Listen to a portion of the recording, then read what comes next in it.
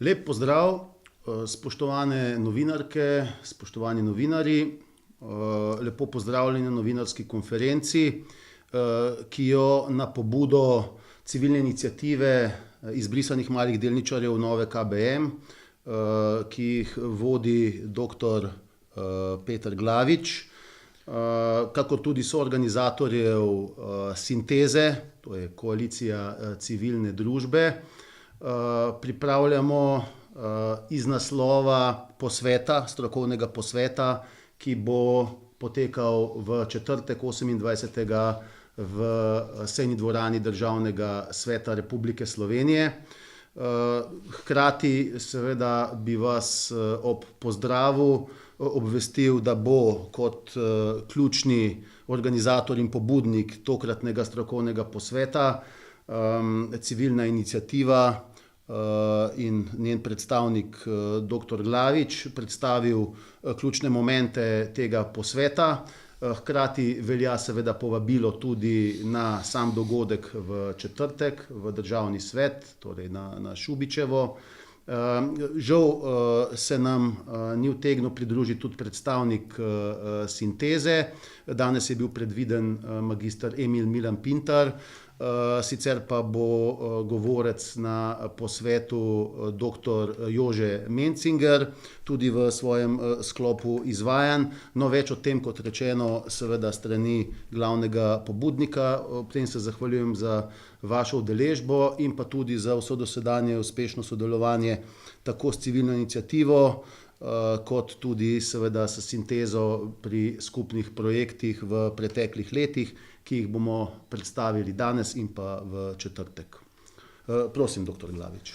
Ja, hvala za besedo, lep pozdrav vsem prisotnim in seveda vabljeni k temu, da se udeležite tega strokovnega posveta. Hvala tudi Vseslovenskemu združenju malih delničarjev, da nas je tu tako kot vsa ta leta doslej spremljal pri naših prizadevanjih.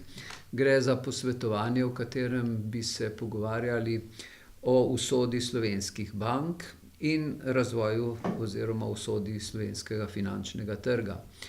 Za banke je seveda značilno v tem trenutku, da je vlada v odhajanju ustavila prodajo Nove Ljubljanske banke z nasprotovanjem Evropske komisije, ki zahteva, kakor nam je znano, da se še v letošnjem letu ta prodaja izvrši. Menimo seveda, da ne gre zgolj za Novo Ljubljansko banko, saj bi morali že do drugega leta prodati tudi Abanko s Celjsko banko. Pravkar je bila prodana tudi Gorenjska banka, tako da skupaj z lani prodano oziroma predlani prodano Novo Kreditno banko Maribor, Slovenija ostaja z nekaj malih bank, približno 5,8% celotne bančne vsote bo še v slovenskih rokah, v državnih pa nič. S tem Slovenija ni več približno enaka razvitim državam Evropske unije, ampak postaja enaka tistim, ki so se pridružile kasneje in razprodale v svoj bančni sistem. S tem seveda se postavlja v neke vrste neokolonialni položaj, saj ne obvladuje več svojega bančnega sistema in iz izkušenj v zadnji krizi vemo, kaj se zgodi. Banke zaščitijo najprej komitente iz svojih držav, potem se šele menijo o čem drugem. Seveda pri tem ne smemo pozabiti na to, da je ta prodaja bank izsiljena. Izsiljena je bila leta 2013, ko so bile razlaščeni tudi imetniki delnic in podrejenih obveznic v 6 slovenskih bankah, v katerih je imela tudi delež država. In s tem seveda je bilo porušeno tudi zaupanje v finančni trg. Če gledamo podatke, recimo o gibanju slovenskega borznega indeksa v primerjavi z ameriškimi in nemškimi indeksi, potem vidimo, da so ti narasli 2 do 3-krat v času po krizi, dočim je slovenski borzni indeks šele letos presegel nivo, ki ga je že imel leta 2005. Torej imamo, bi rekel, kot posledica vseh razlastitev, ki so bile narejene, položaj, da slovenski trg ne deluje tako, kot delujejo drugi trgi. S tem seveda se poleg bank postavlja vprašanje tudi, kaj bo z vsem drugim premoženjem. Seveda, dokler se država razprodaja, je veselica, ampak ko bo to mimo, bojo prišle velike težave. Po eni strani velik javni dolg, ki zahteva plačevanje obresti, po drugi strani konec prilivov iz dividend v državni proračun in seveda iz prodaj. Pa še tudi seveda vidimo, da je čedalje več teh podjetij, ki so jih pokupili tujci. Zadnji primer je Gorenje, takih, da končajo v davčnih oazah, Luksemburgu, Nizozemski in tako dalje, kjer plačujejo nekaj malega davka, tam vendar nič v Sloveniji. Zato domnevamo, da bo prišlo do velike krize, ko bomo na primer morali plače prilagoditi vzhodnoevropskim državam, kjer predstavljajo 40% bruto domačega proizvoda, dočim mi imamo še vedno 50%, tako kot razvite evropske države. Tako da pričakujemo, da bo prišlo do velikih problemov, zato želimo na to opozoriti in predlagamo, da država z novo vlado in novim parlamentom resno pristopi k sanaciji z tega stanja, ki je zdaj, bom rekel, potrebna v 2 smerih. Po eni strani bi bilo potrebno ustaviti to razprodajo in obdržati določeno suverenost.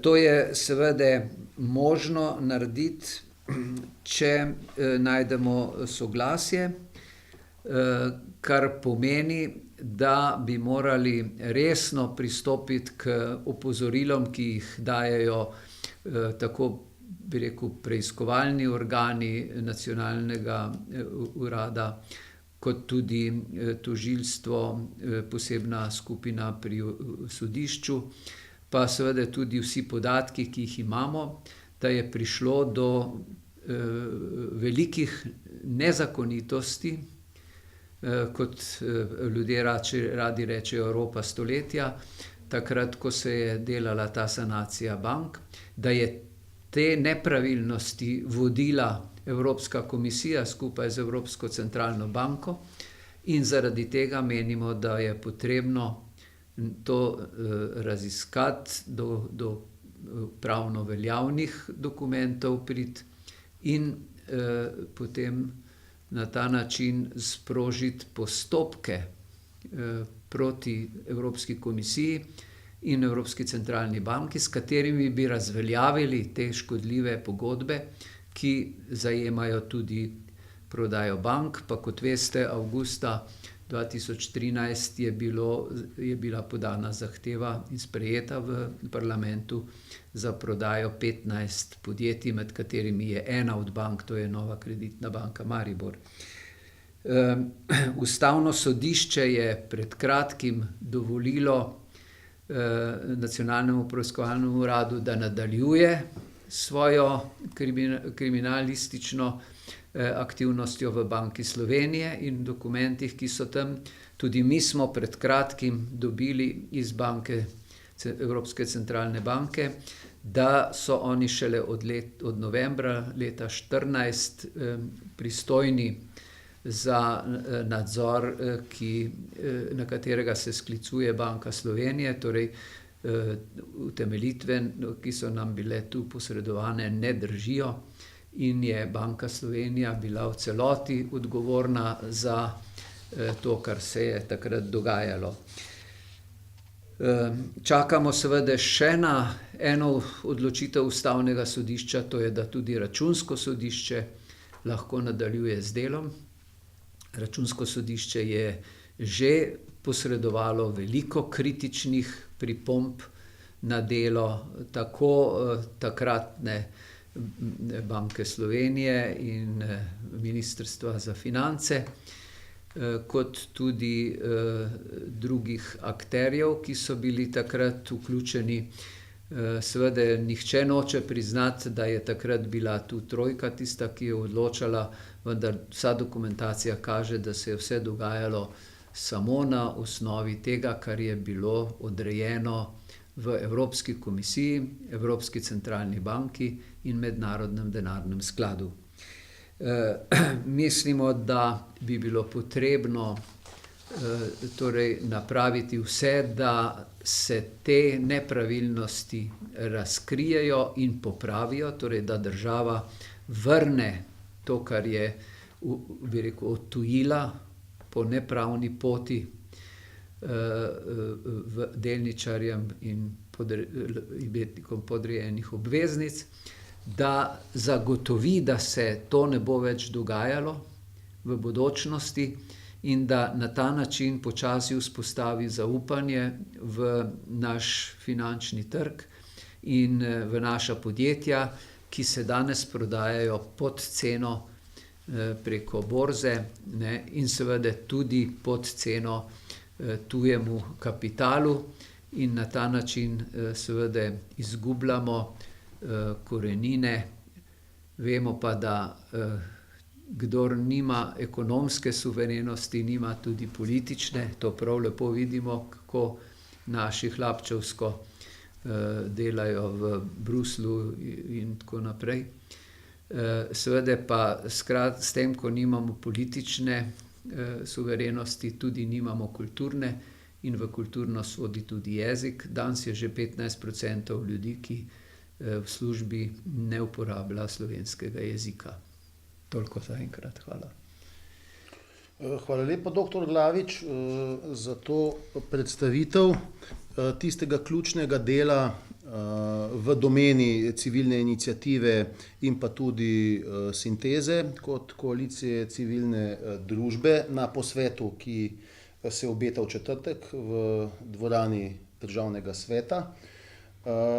Medtem ko soorganizator, hvala za povabilo k sodelovanju, Vseslovensko združenje malih delničarjev seveda tudi v teh postopkih, ki so bili omenjeni, že od samih nezaslišanih razlastitev konec leta 2013, tako imetnikov podrejenih obveznic kot delnic slovenskih bank in leto kasneje še ene, torej tudi Banke Celje, da v vseh teh postopkih, ki smo jih peljali, tako pred Ustavnim sodiščem, kakor tudi nenazadnje zahtevo Ustavnemu sodišču, spomnimo se tega, da nam ni sprejelo pravzaprav zelo jasne in utemeljene zahteve takrat, da bi se zadržalo prodajo Nove Kreditne banke Maribor, ko je že kazalo in bilo jasno tudi iz naslova uradnih podatkov, da je stanje v banki popolnoma drugačno kot tisto, ki bi nalagalo prodajo pod takšnimi pogoji in za takšno mizerno ceno.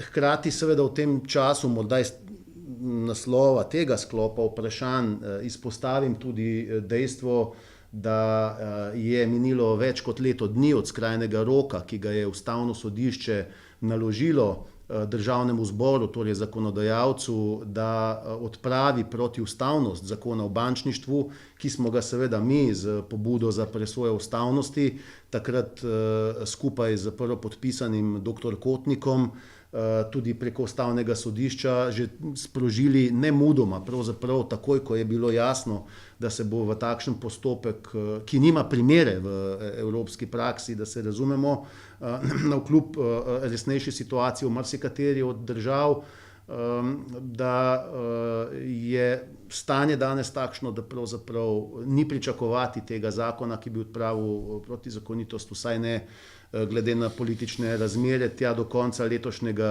leta. Prav gotovo na to ni moč računati, kar pomeni, da v bistvu to stanje traja vsekakor že predolgo in povsod, kjer so delno bile razlastitve oziroma tako imenovano striženje opravljeno, ta tako imenovani bail-in, je prišlo do poprave teh razlastitev, teh krivic v večji ali manjši meri v različnih primerih, razen v Republiki Sloveniji.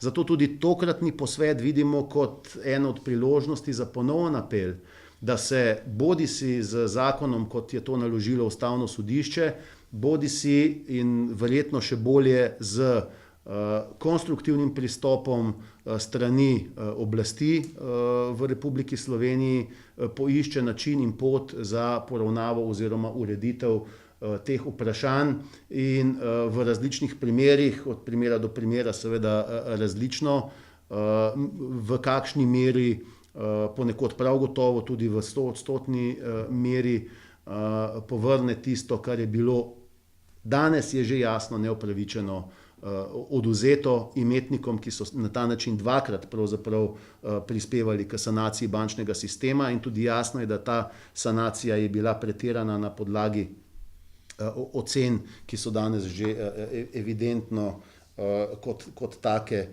bile pretirane, in vse, kar se je iz tega naslova godilo. Medtem ko je vloga Vseslovenskega združenja malih delničarjev, tukaj bi želel strniti to samo v nekaj bistvenih točk, na tem posvetu tudi ponovno opozoriti na druga ravnanja, ki grejo v smeri, žal ne moremo se znebiti tega ne zgolj občutka, ampak prepričanja, pravzaprav načrtno v smer uničevanja kapitalskega trga v Republiki Sloveniji. Naj poleg navedenih razlastitev dodam samo nekaj momentov, ki so povezani z spremembami zakonodaje v zadnjem času in vselej znova sklicevanjem na evropski okvir, kar se pogosto glede na vlogo združenja.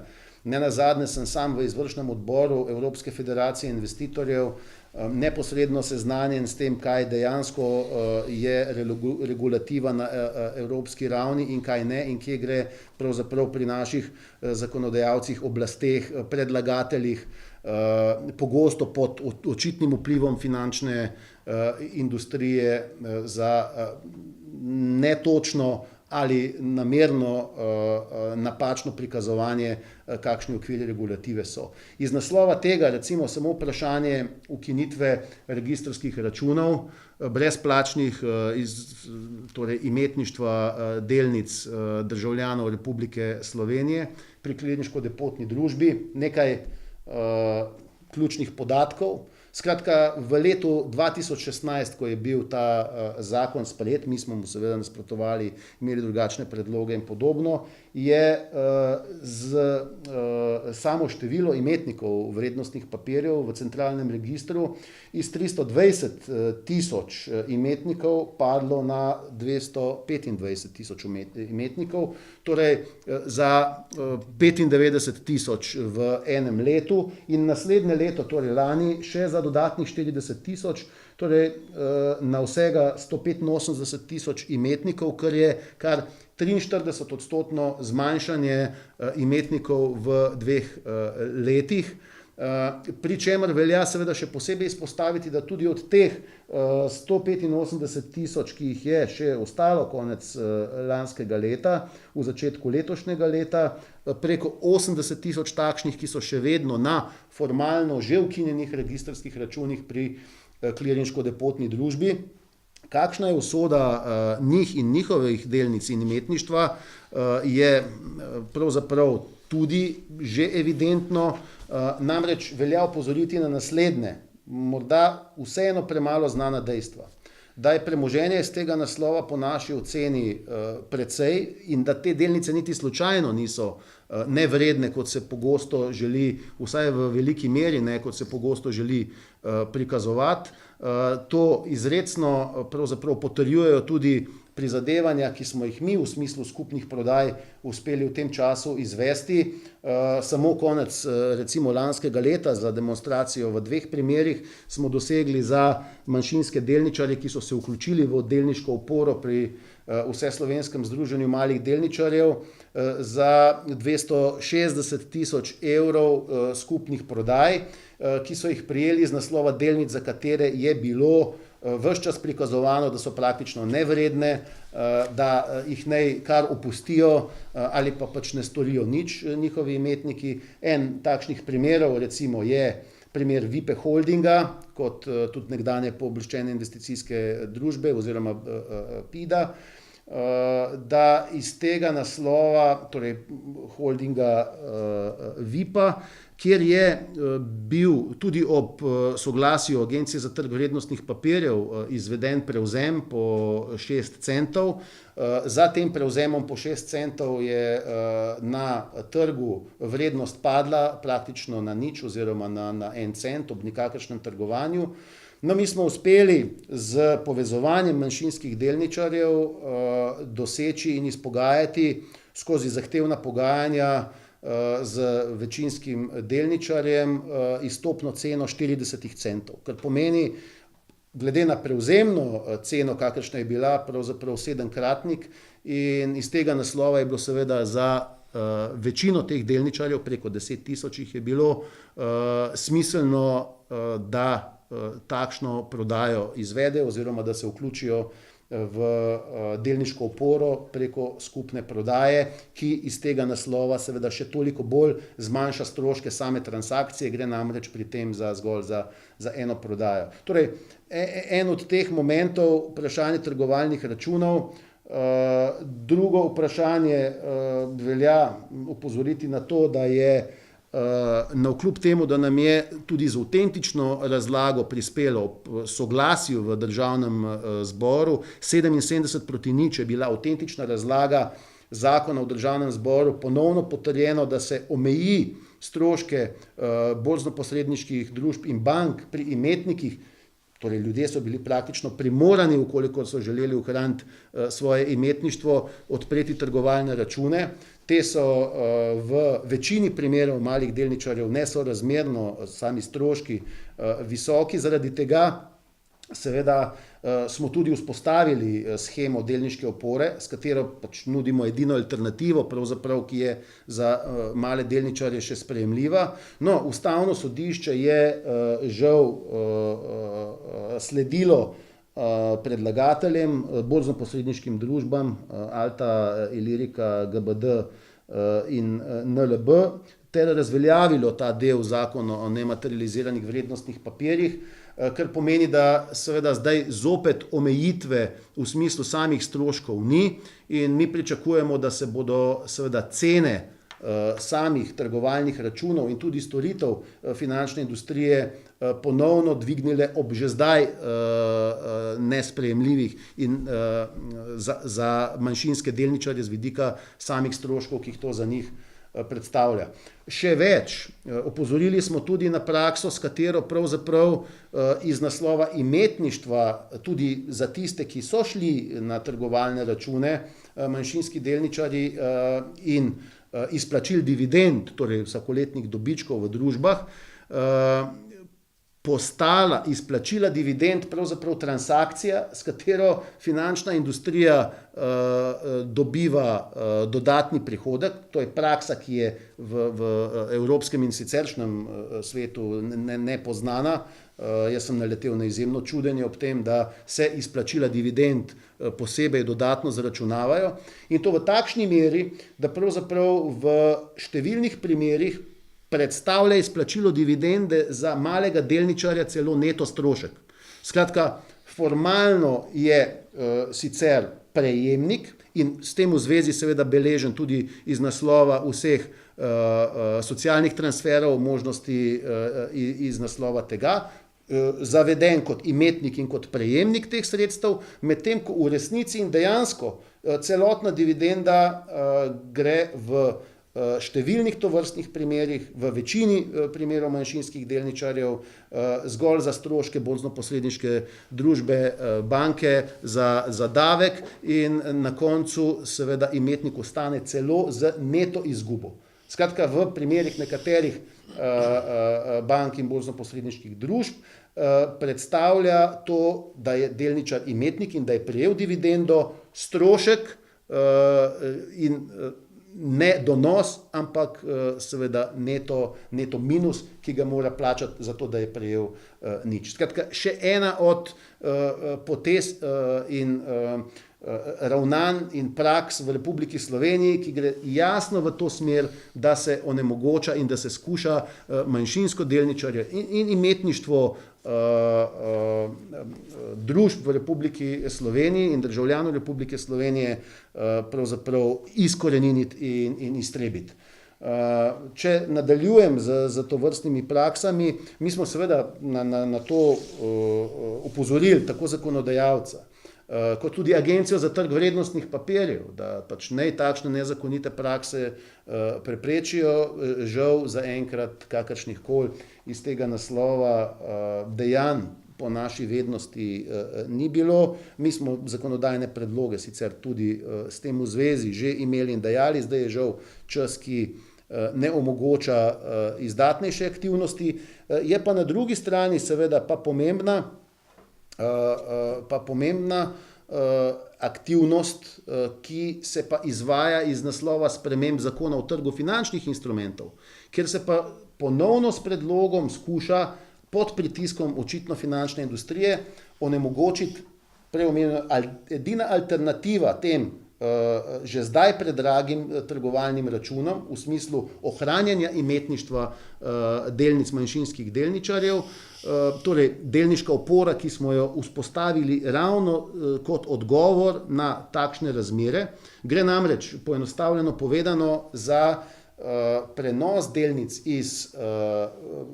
predvsem iz teh ukinjenih računov pri KDD na fiduciarni račun pri odvetniku. Na tem fiduciarnem računu so delnice, mi jasno s tem v zvezi vodimo evidenco, na odvetniškem fiduciarnem računu so popolnoma varni in nedostopni tudi v primeru eventualnih ali stečajev ali kakšnih koli ostalih neljubih okoliščin. Tako da ta prenos, ki ga delničar izvede v delniško oporo, je edina pravzaprav rešitev tudi iz naslova izplačila dividend. In ne opozorim samo na to, da tudi ko gre za val iztisnitev, za val preoblikovanj družb iz delniških družb v družbe z omejeno odgovornostjo, recimo, za umik iz organiziranega trga in podobno, v vseh teh primerih, kjer mi sistematično tudi bdimo nad tem, da so odpravnine, kakršne so namenjene delničarjem, dejansko poštene. Preko 30 postopkov imamo v tem trenutku odprtih iz naslova poštenih odpravnin v primerih iztisnitev in podobnih preoblikovanj. In v praktično vseh teh primerih, za katere se odločimo, smo tudi uspešni. Jasno lahko ščitimo edino tiste delničarje, ki so vključeni bodisi v to shemo ali pa dajo izrecno pooblastilo združenju preko delničarskega sporazuma. In s tem v zvezi velja opozoriti, da ukolikor je izplačana odpravnina, ukolikor je izplačana dividenda, pa je imetnik še vedno na ukinjenem registrskem računu, dobi nič. Ne dobi nikakršne odpravnine.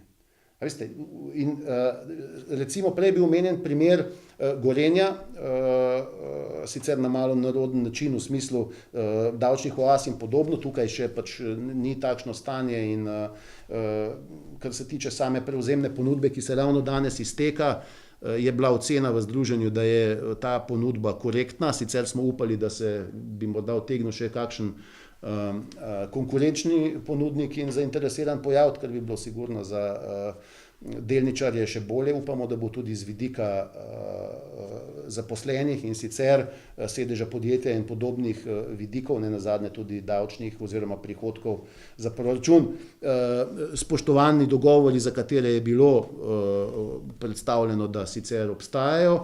Ampak Gorenja se dotikam pač v toliko, koliko je danes ravno iztek prevzemne ponudbe. Preko €500,000 imajo imetniki, ki so na registrskem računu, ki je ukinjen. Skratka, tudi v tem primeru bodo ta sredstva ostala neizkoriščena in šla seveda za nekaj časa vsaj ostajajo pri finančni industriji in kasneje naj bi bila prenešena potem k Republiki Sloveniji.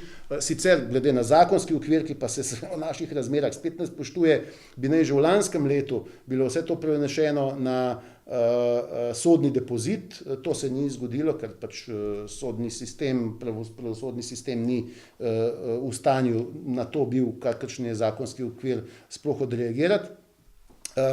Bilo je nekaj idej, da naj bi se vzpostavil iz naslova nastajajočega demografskega sklada tudi po tej plati del, a vendar, če dr. Glavič vas samo opomnim še na ta moment, da tudi ko gre zdaj recimo za ukinjanje posameznih ali pa prenehanje opravljanih investicijskih storitev v primeru nekaterih borzno-posredniških družb, takšen primer je GBD, kaže, da utegne biti podobno tudi z Alto. Ko gre za prenos strank, v tem primeru na avstrijsko podružnico BKS, smo jasno in javno opozorili, da tudi v tem primeru lahko vidimo nezaslišane prakse. Nezaslišane prakse s tem, da se pravzaprav komitenti na nek način prodajajo, brez da bi imeli, prodajajo kot taki, kot komitenti novemu subjektu, da na drugi strani ni, tudi kar se tiče agencije, žal bilo zagotovljeno, da bi imeli možnost brezplačno prenesti svoj portfelj kamorkoli k drugemu ponudniku ali še enkrat k delniški opori, ki v tem smislu seveda pa ponuja brez obremenitev tako iz naslova izplačil dividend, izplačila le-teh, kakor tudi v smislu,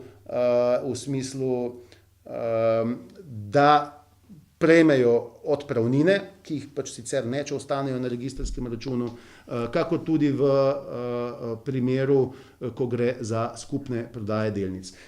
Toliko bi jaz strnjeno in kolikor je bilo mogoče koncizno navedel nekaj ključnih področij in momentov, ki zadevajo poleg sklopa, ki ga seveda pripravljate vi na tokratnem posvetu, ki ga želimo predstaviti v smislu aktivnosti in prizadevanj Vseslovenskega združenja malih delničarjev.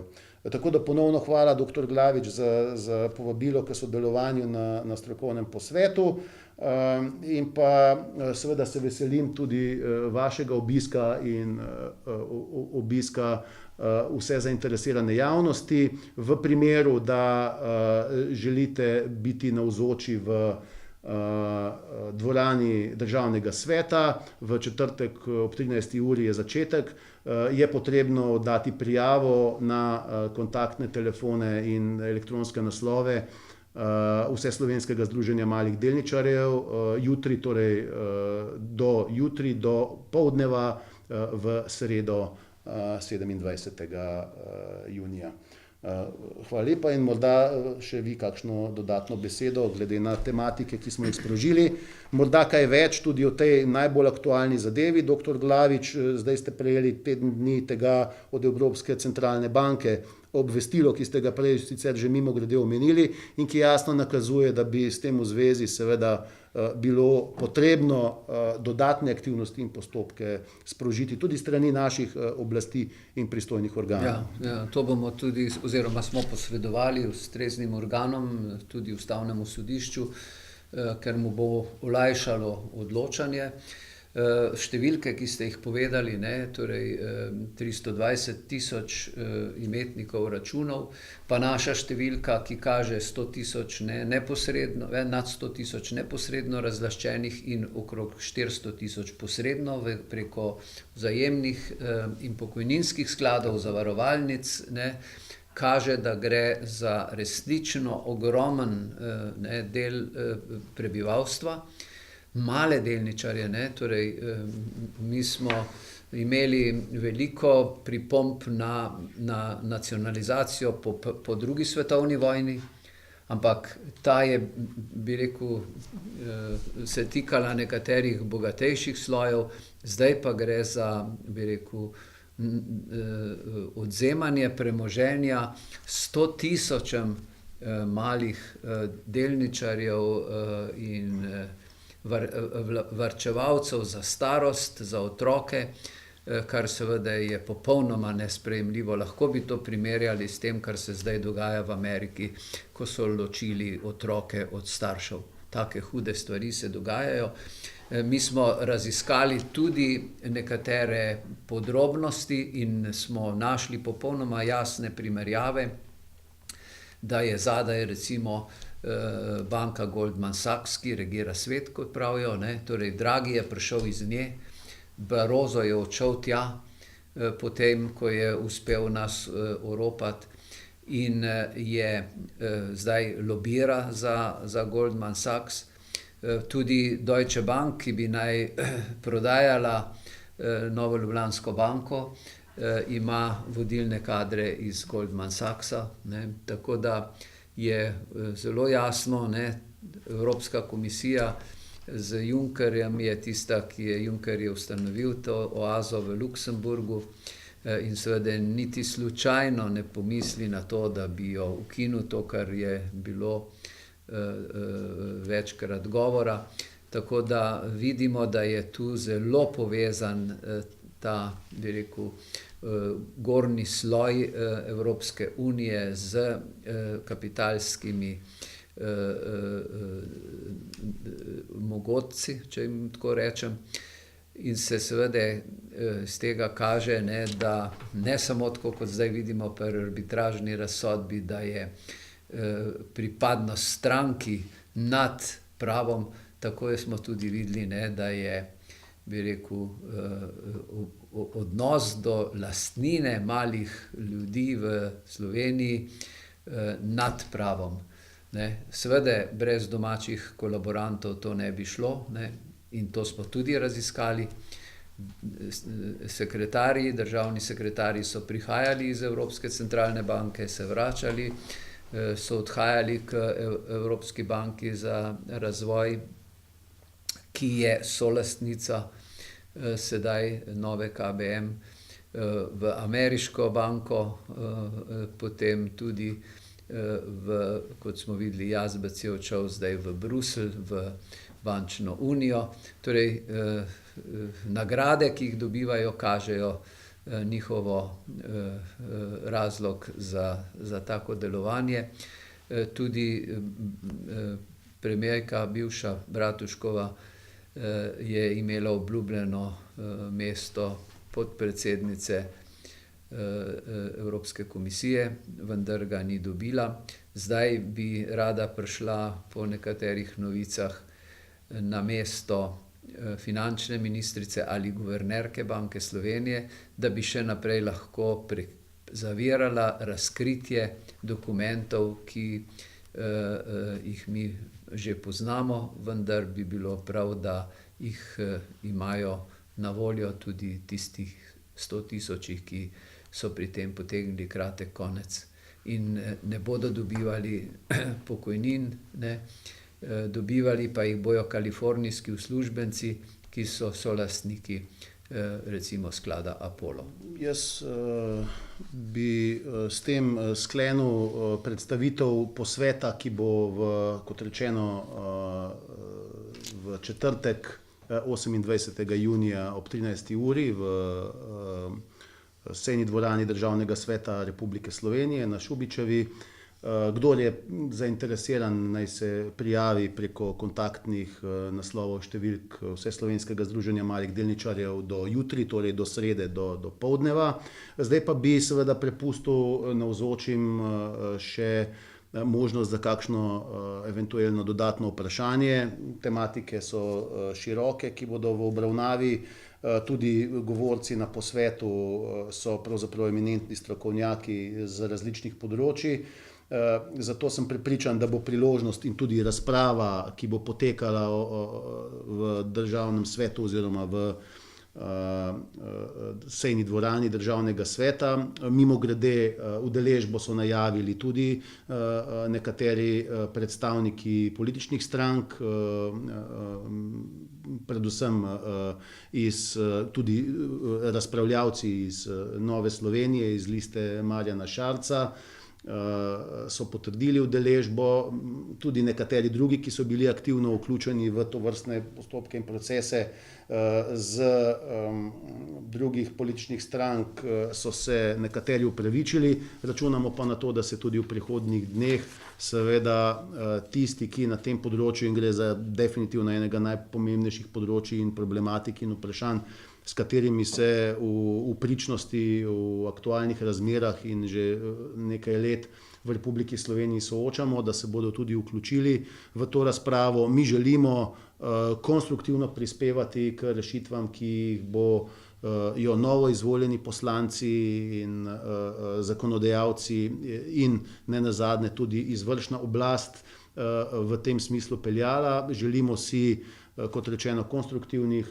modrih solucij, želimo si dialoga v smislu reševanja odprtih vprašanj, predvsem pa z vidika tega, kar je dobro za Republiko Slovenijo, v smislu njenega gospodarstva, v smislu kapitalskega trga, ker vse to, čemur smo zdaj in v zadnjih letih priča, je žal usmerjeno v ravno nasprotno smer, kot pa bi bilo želeno z vidika pozitivnih efektov tudi za gospodarstvo sicer, v smislu kapitalskega trga, v smislu državljanov, v smislu donosov tudi za državni proračun, in popolnoma obratno od tega, kar na ravni Evropske unije pravzaprav peljejo v smislu krepitve imetništva individualnih investitorjev in podpore pravzaprav gospodinjstev realni ekonomiji tudi preko kapitalskega trga. Veliko novih iniciativ, novih produktov smo po tej plati seveda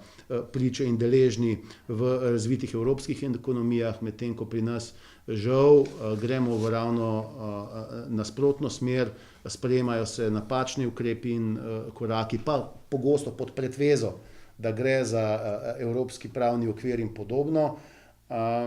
Tako da bi si želeli seveda v prihodnje več posluha, več dialoga in pa rešitve, ki so pravzaprav dobre za celotno skupnost. No, hvala lepa torej za pozornost pri tej predstavitvi. Je morda še kakšno vprašanje od navzočih? Prosim. Očitno sva bila dovolj izčrpna in verjetno pričakujejo udeleženci današnje predstavitve tudi izdatnejše predstavitve v četrtek v prostorih Državnega sveta. Tako da jaz se vsekakor veselim razprave in tudi drugih udeležencev, strokovnjakov in sogovornikov, ter se, vkolikor res ni nobenega vprašanja, zahvaljujem in vas pozdravljam torej na svidenje v četrtek v Državnem zboru. Ob 1 se začne razprava, strokovni posvet in vsekakor vabljeni, da se udeležite.